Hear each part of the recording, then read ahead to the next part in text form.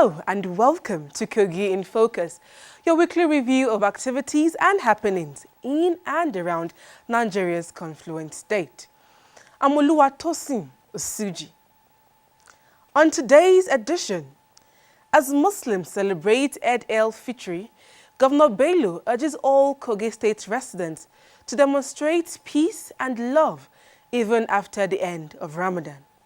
June 12 with a big difference, as Kogi government and journalists in the state hold lecture to mark the day's new significance. International Albinism Awareness and World Blood Donors Day, marked with a call for increased public support. And when we get to the street, we hear what the people have to say, as the world last week marked the International Day Against Child Labor. All these and more when we return. Don't go away.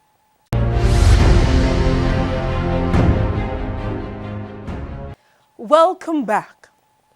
Kogi State Governor Yahya Bello joined Muslims around the world to celebrate Eid el-Fitr, marking the end of the holy months of Ramadan.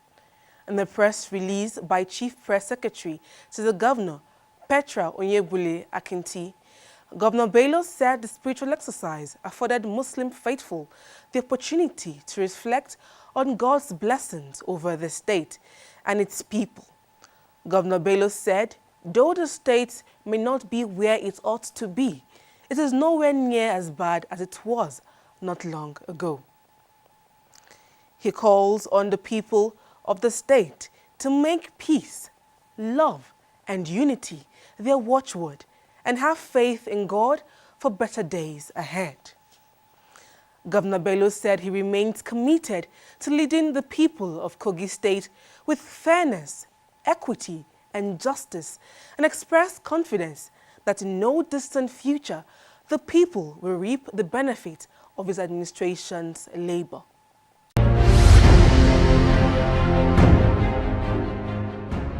In a similar development, Muslims across Kogi State called on the people to imbibe the spirit and lessons learned during Ramadan.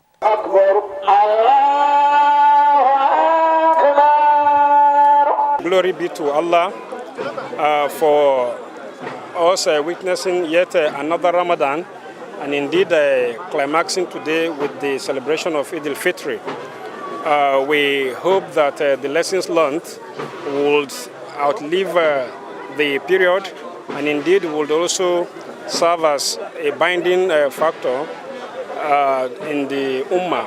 And no doubt we also pray that the best that is yet to come for the state should happen after this period. Kogi State and Nigeria at large to imbibe the spirit of oneness, the spirit of forgiveness.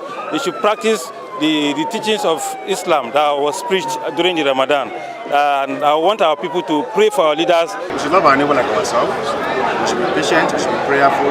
We should pray for the government in place.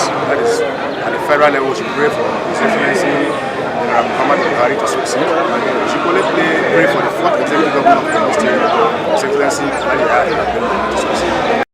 Violence, hate speech, and other ills plaguing the Nigerian society were condemned as un-Islamic. Because when Allah says that to show that it should increase in the fairness of Allah, not that I should just leave this Ramadan now, we continue doing bad things as usual. No. So abstain from all things that is upgrade that you know is unacceptable. We also caution against unguided preachings. If you are preaching, preach with respect to Islam. Don't deride any other religion. Don't abuse anybody, and don't do something. There is no position in the Quran or in any hadith that describe insurgency as a way of Islam. There is no way you can find it. And I believe those that are going into insurgency, they are not real Muslims. Law abiding to the community that we live in, and to be more loyal to our Creator, which is Allah. We want to draw the attention of the government towards our community here, that is the Lighted community. We need a lot of social amenities like water and schools, so many other things, even in health facilities. The Okehi local government sole administrator, Abdulrahim Ohiare, celebrated by reaching out to the less privileged. Ohiare urged the people to tolerate and forgive one another's shortcomings if Nigeria must move forward.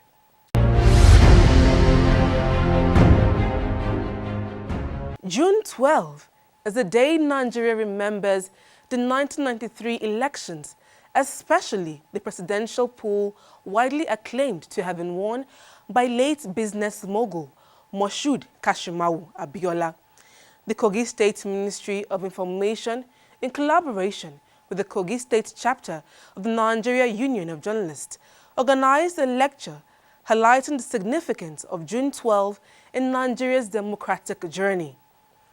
Speakers at the lecture were unanimous in their commendation for President Muhammadu Buhari and his declaration of the day as Nigeria's Democracy Day. They also said it was important for the country's leaders to use the occasion to reflect on how they can make life better for the people by providing real democratic dividends. It was a gathering of veteran journalists, professionals of different callings and other dignitaries in the state capital, Lokoja, for a special lecture to remember the June 12, 1993 election and the widely acclaimed winner of the presidential poll, the late MKO Abiola. It also provided the opportunity for the clamor to include journalists and other professionals who were part of the June 12 struggle for recognition. I saw Bagauda's parents in the bush, went to Biliri to see his parents. In the midst of terrible poverty, I asked myself, journalism, must you always be associated with poverty? Other pro-June 12 activists that were killed equally deserve honor. They deserve to, the Bagauda Kato, the Parewane. Tinubu has honored Bagauda with naming a press center after him in Lagos. That is not enough. Another school of thought said, though the honor given to MKO Abiola and the June 12 struggle was commendable, its adoption must follow due process. Late Abiola deserves it, but more to it.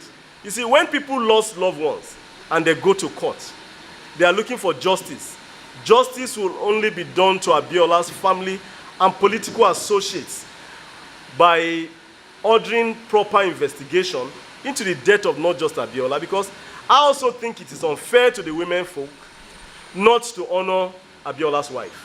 When you talk about the rule of law, you are also talking about due process.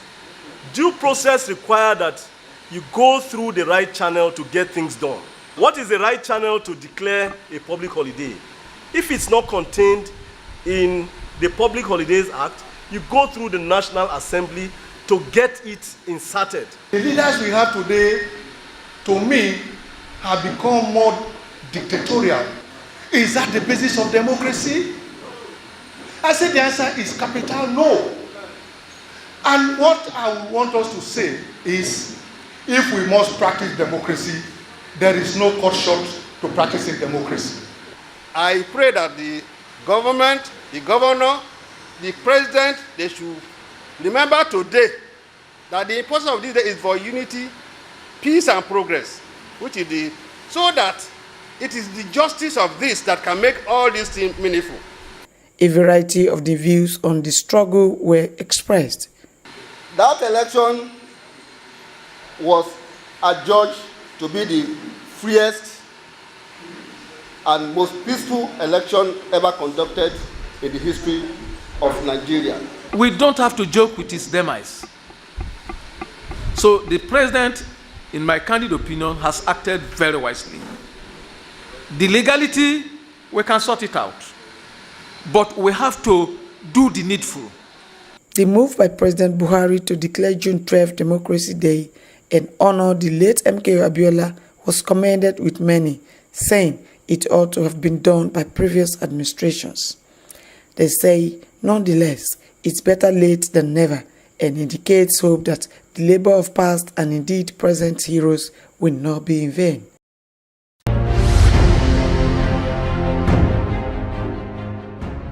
Kogi State Governor Yahaya Bello, during the week, swore in 3 newly appointed High Court judges. While taking their oath, the governor told them to dispense justice with courage, integrity, and good character.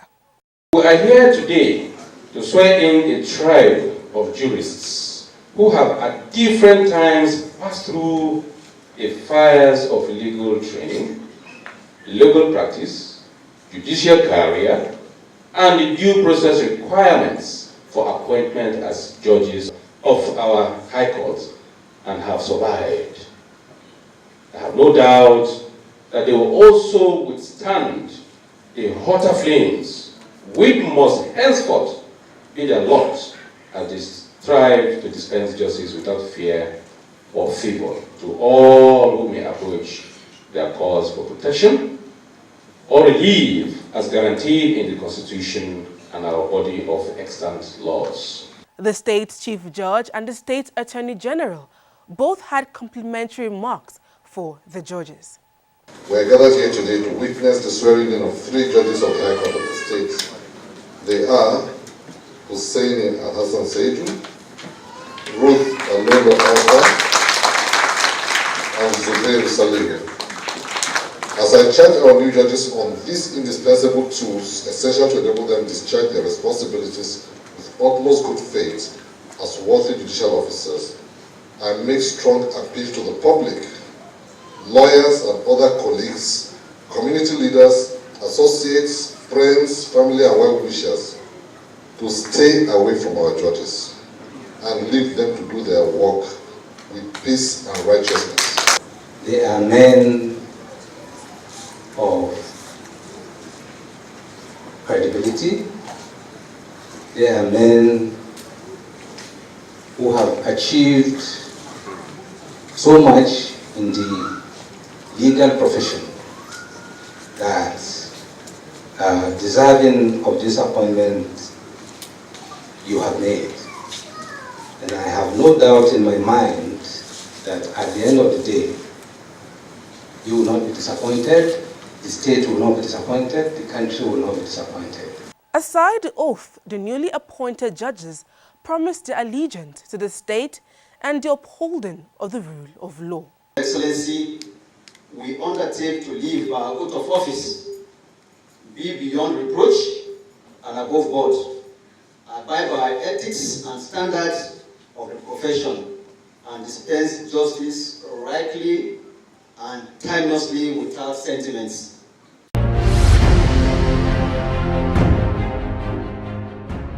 Kogi State Governor Yahaya Bello said he is happy with the cooperation he has received from the State House of Assembly. Governor Bello said this at a special session held to mark the 3rd year of the present Kogi State Legislature. Governor Bello reeled out some of the House of Assembly's achievements and described the Speaker, Matthew Kolawole, as a visionary leader.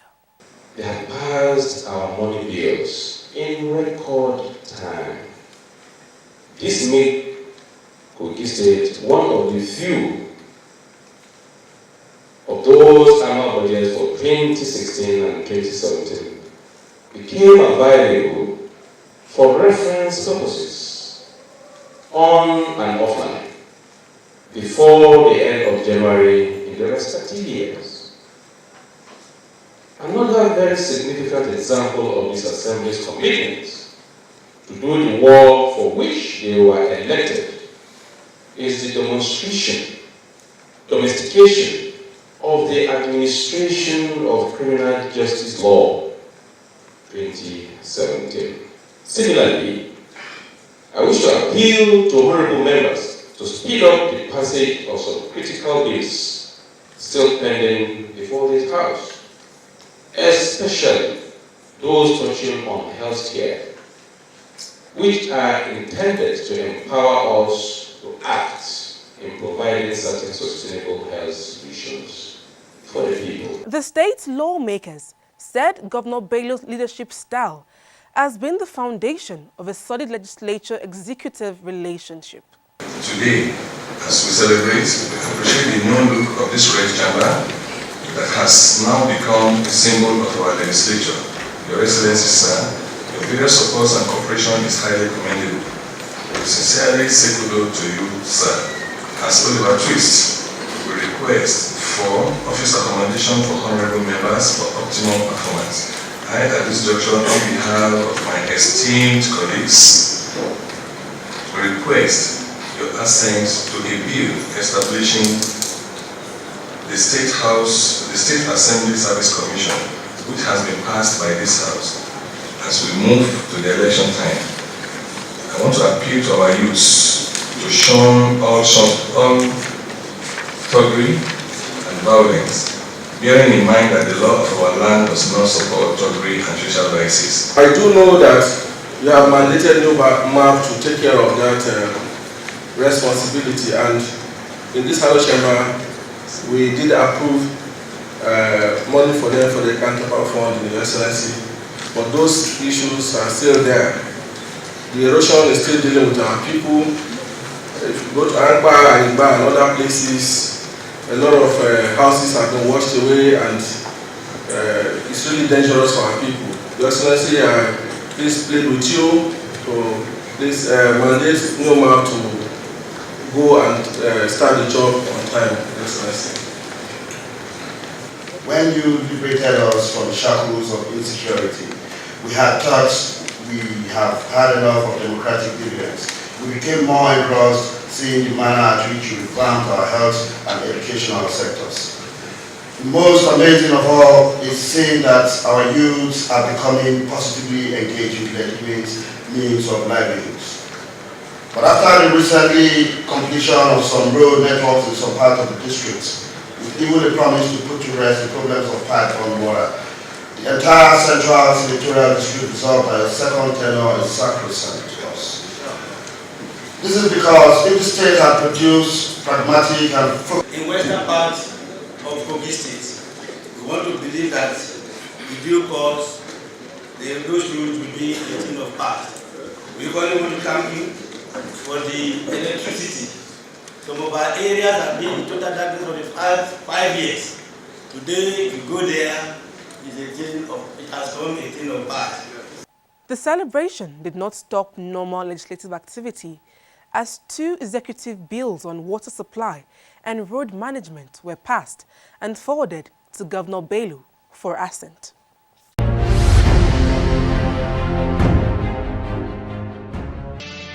Hooray! 43 hearty cheers to the enigmatic choice of God. We celebrate another 365 days of unprecedented achievement of an archetype of John Maxwell's quote. A leader is one who knows the way, goes the way and shows the way. May your strides be larger as you build an enviable Kogi State. May your joy increase in all facets of life, and may your supplications be accepted unto God. Happy birthday, Governor Yahaya Adoza Bello. From Dr. Folashade Ayoade Arike, Secretary to the Kogi State Government.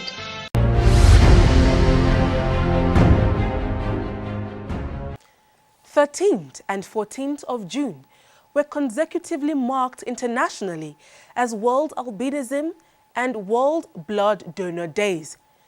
In an exclusive interview with Dr. Lanre Olosunde of Specialist Hospital Lokoja, explained more on albinism, which he described as a hereditary condition.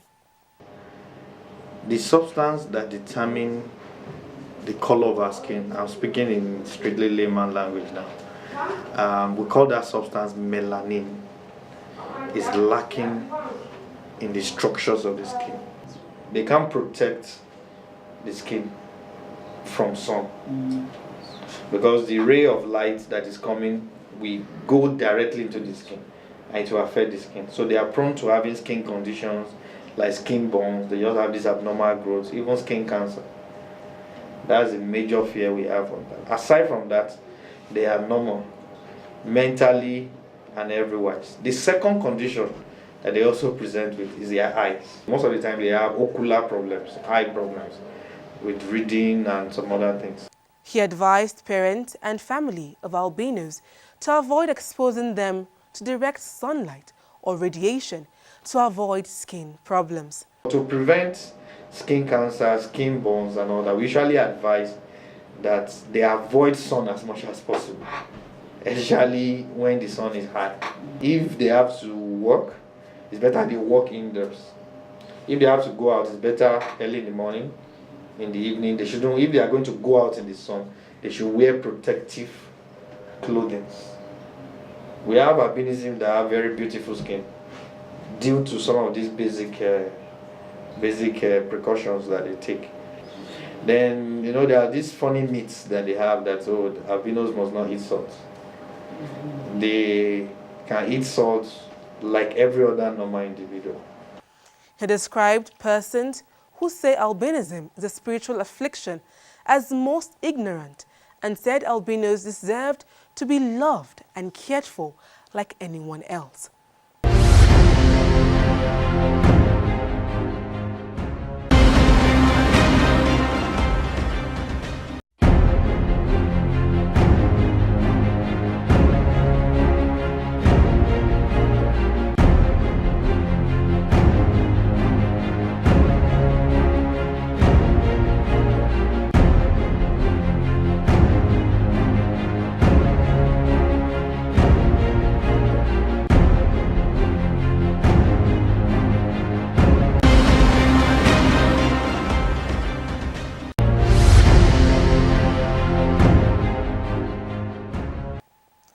On the World Blood Donor Day, Dr. Olosunde called on persons capable of donating blood to do so freely.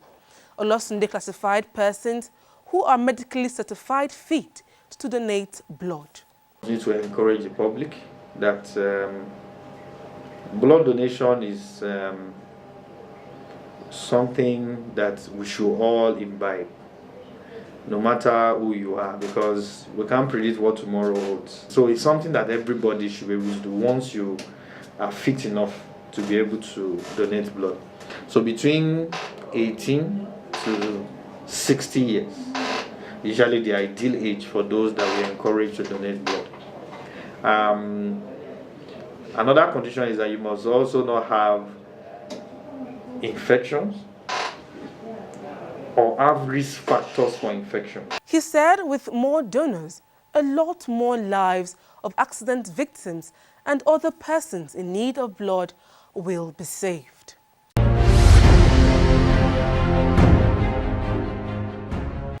12th was World Child Labor Day. It is a day set aside for the world to commit itself to eliminate all forms of child labor. On today's Views from the Street, we seek people's opinion on how child labor can be eradicated or reduced to the barest minimum. Let's hear them out. Some parents do give children hard labor because they are not of their own, neither they hate those children. Instead of sending them to school, they now make them a hawker, going around selling for them and giving them corporal punishments. A child, a human being that is like you allow that child to stay under the sun for almost 2 hours, giving that punishment is not good. The orphan that the government are not been caring for, the parents are not been caring, and there's nobody to take care of them. They will be roaming around the street. Some will find money by themselves, selling bread in order to take care of themselves. Because poverty comes along with child abuse. You will see a parent of about 15 kids. They allow everybody to go and look for how he feed himself. A child of 6 years, 7 years is selling groundnut on the street. You are abusing that child. Even on school days, that child is his right, not a privilege for him to go to school.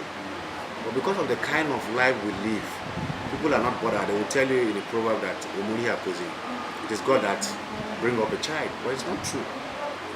Manage them so that they can have a good future. So it's a collective responsibility of every individual, not even the government alone. The religious institutions, even the traditional people should see it as a responsibility, as an act of God, to see that childs are not being abused. Some of our parents today have nothing to do. There is no job opportunity. The way things are going in this present dispensation, parents could not take care of their children in terms of feeding, clothing, health, and education. If government should not enter into that matter, parents alone will not be able to bring their children in the way they should go. You as the father must be responsible. You see some fathers, they are not responsible. They prefer give birth to child and leave them to the street. And that's why you see most of the children moving around the street in the name of Almajiri. None of the faith encourage that. Children, they should be encouraged to go to school, and also enlightenment campaign should be used as a form of even concerts whereby they sing, they stage a rally or musical concert where they can attend and engage themselves. I mean the children into all this so that they will know their rights. Even children parliament is another way that the children can learn their rights. They can fight for themselves.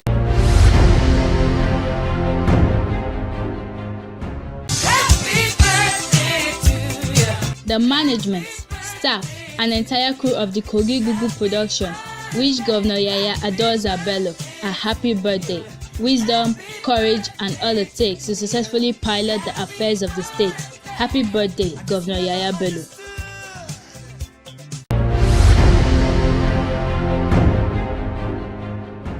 And this is where we wrap it up on this week's edition of the program. Join us next week, same time, same station, for another edition of Kogi in Focus.